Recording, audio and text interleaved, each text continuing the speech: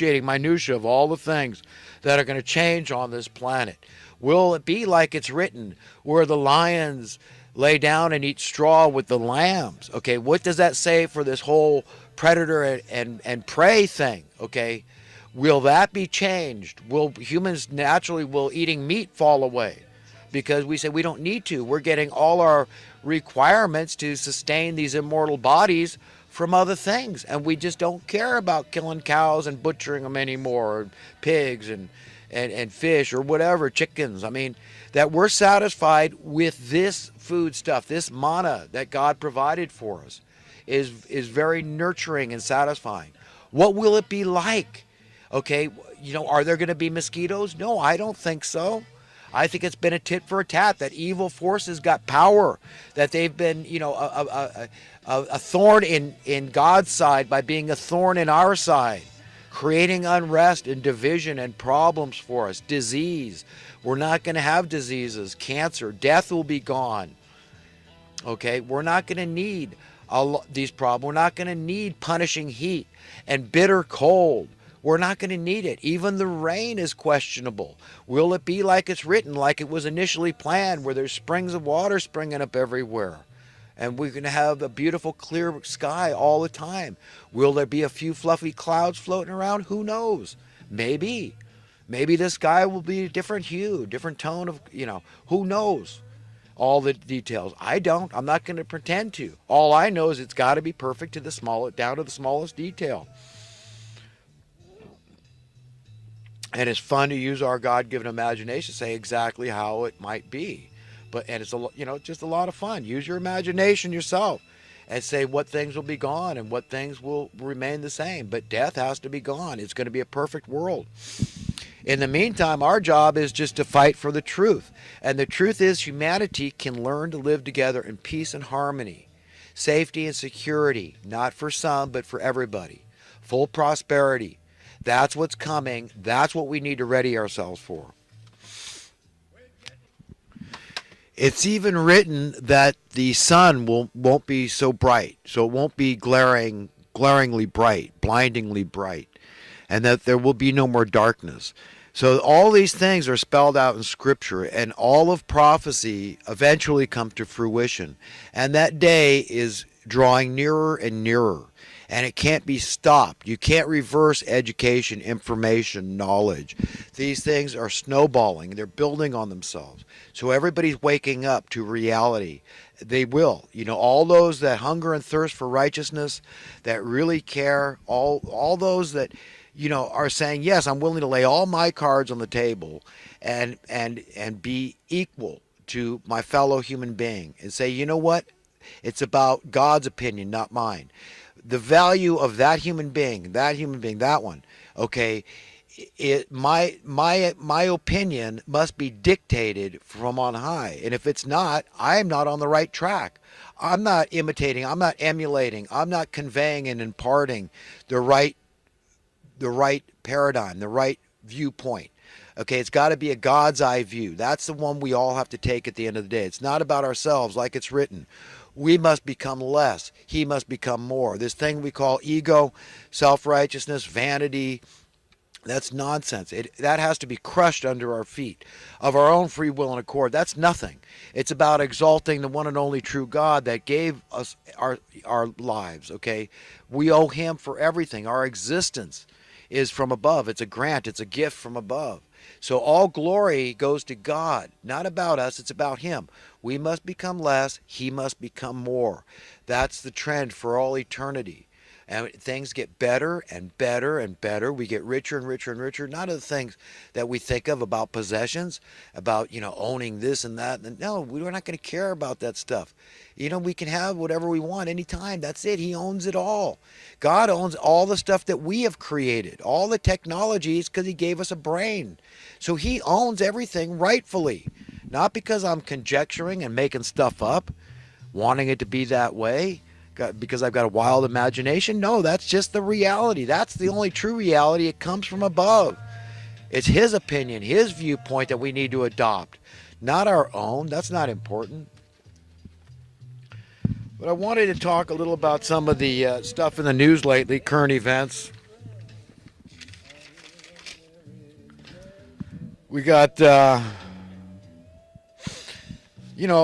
talk about economic stuff a lot because this is the root of all our problems. Just like Jesus said, the root of all evil is a competing God. You can't serve two masters. We've got to understand to use true capitalism means to an end, to get off this stuff. But in the meantime, there'd be a lot more fair systems. I mean, if there was shortages, which there isn't, but if there was a true housing shortage of essential human needs, you don't have auctions. It doesn't go to the highest bidder. That's what's so objectionable about this, this auction analogy, is because we're dealing in essential human needs here. But a much fairer way would be something like rationing, or a lottery would be more fair. But not just this devilish scheme of going to the highest bidder. That's not capitalism. This is nonsense, man. We're not making progress. We're digressing. It's getting worse and worse. And we've all got to face that reality.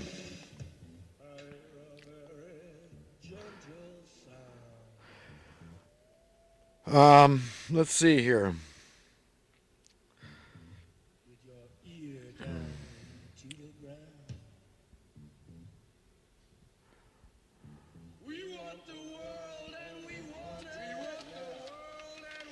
Essential human needs are very few and far between.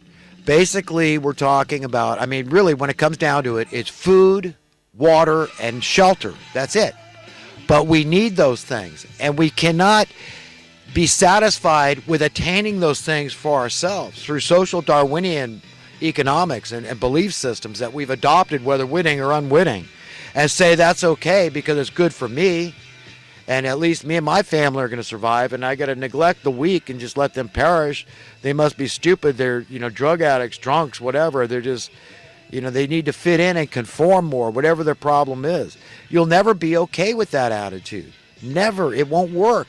Your conscience won't allow you, that fail-safe God put in your heart, your mind, your spirit, your soul. He won't allow it. So, it's futile. Give it up. It's a fool's errand to believe that you can be okay and neglect the concerns of other people that are being murdered. That's it. It's genocide. That's what genocide is. It's murder. It's a soft kill by these people, and it's through economics. And this whole weather alarmist thing is all part and parcel of it. This is the only plan they got because they know people are going to wake up to the economic realities, to the things I'm telling you, and know that they're true. I'm studied in these matters. I know what I'm saying as a matter of fact. Okay, we could have full prosperity on the face of the earth tomorrow. An end to hunger, an end to people drinking unfit water, an end to homelessness all over the world. All the dubious war could vanish tomorrow. All the, I make the distinction between dubious war and a justified war. It's justified to kick Hitler's butt, for example. But, wars where we got 22 vets a day taking their own lives is not a justified war. And that's by evidence that these guys are feeling this kind of remorse for the things that they saw and did, whatever. Okay? And I'm talking about a virtual end to all the crime. I'm talking about an end to debt, an end to need all the social welfare the government's providing, an end to all our problems, all those vices I mentioned earlier, the addictions and habits and escapist, behavior we engage in. All that stuff will go away. That's it. And we've got to be wanting that and willing to understand how radical it is. And the heart of the beast is this poverty they're able to inflict upon the public. And you say, well, you know what? It's somebody else's problem. It's not. It's going to inch its way up. First they came for the Jews, then they came for the tradesmen, and on, right? First they come for the abjectly poor. They die. They're letting them die through neglect. This is how they're killing people. This is the murder, through deliberate neglect of the weak. The weak among us, and we can't say that's okay. You will never find happiness, never. So next they come for the labor class, okay, and they start becoming the homeless. And then with the lower middle class, which would be the working class, I guess, that are doing okay, keeping their head above water and feeling fairly secure. And and they're going to start losing it. They're going to overextend themselves, borrow money on their home, or they're going to lose their job. They're going to get sick. Something's going to happen where they're going to get swallowed up. These elitists need fresh blood to feed this genocidal machine. Okay, and so that's how it happens. That's what's going on here.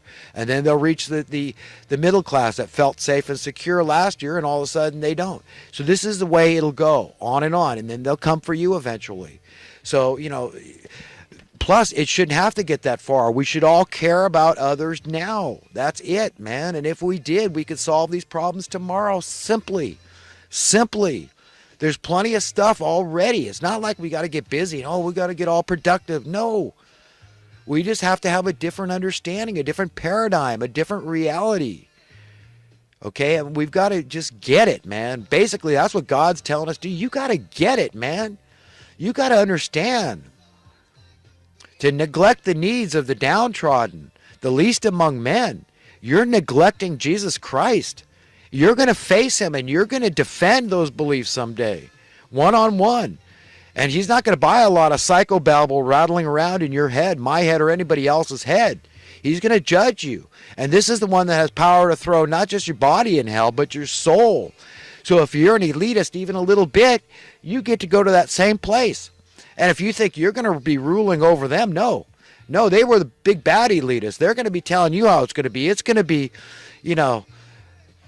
Dantes Inferno scene, man, on steroids down there. And I don't want to go there, man. And I just want to be on the side of humanity. I want to be on the side of righteousness and goodness and God's way and equality and justice and mercy, prosperity and security and freedom and liberty and contentment, peace on earth. That's it, man. That's it. And I'm willing to lay it all on the table and let my conscience be my guide. You can't worry if I'm going to serve you once I'm, well healed like everybody else on the earth. Once 1/7 billionth of the earth's wealth belongs to me and you. Not because some man says so, but because that's our new reality. That's coming. That's coming. Anybody that expects to be here, okay, once the renewal of all things takes place and the judgment day comes and the wicked and righteous have been separated like weeds from the chaff or weeds from the grain and, the sheep from the goats, all that stuff. Once that takes place, if you expect to still be here and remain on the surface of the earth, this renewed earth, this perfect world, man, you better have a pure heart. You got to be clean. You got to believe in equality, man. That's it. That's what's coming. So, yeah, it's a warning to everybody. We should really understand. And you know what? When I talk about this stuff and I talk about the logic of fiscal prudency and how some people will label me a liberal, say, oh, man, that's hyper liberal, your idea of buying people houses. I think, no. I'm a fiscal conservative. I say it would be infinitely cheaper, phenomenally cheaper to solve the problem as opposed to continue sustaining it and maintaining it and feeding the problem.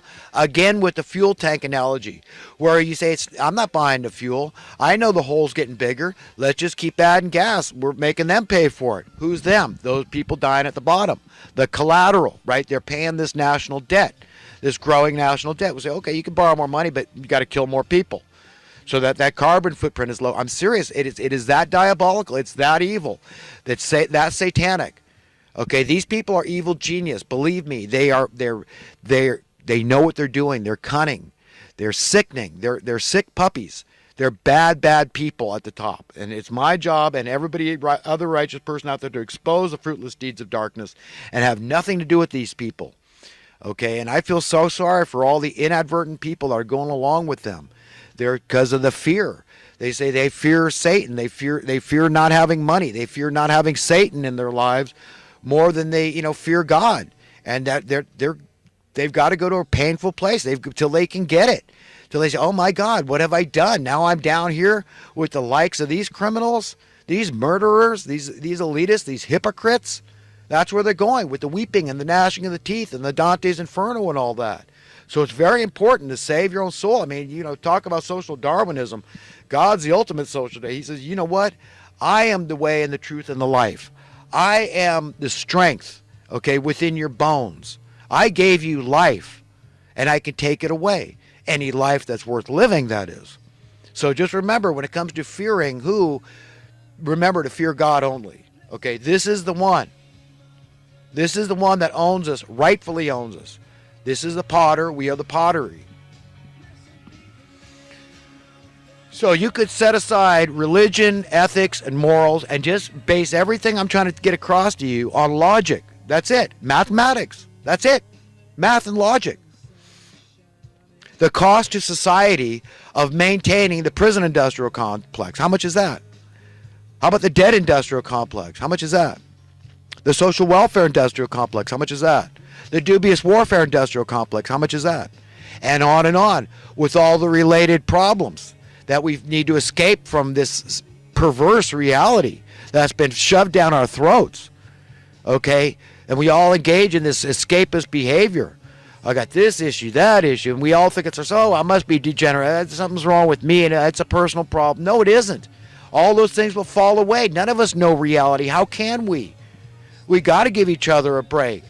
We can't be condemning. We can't be judgmental. We got to say, I'm a sinner too. But I want to get to the bottom of this thing. I pray that my sin will find me out. I want to know what I would be like if I was free.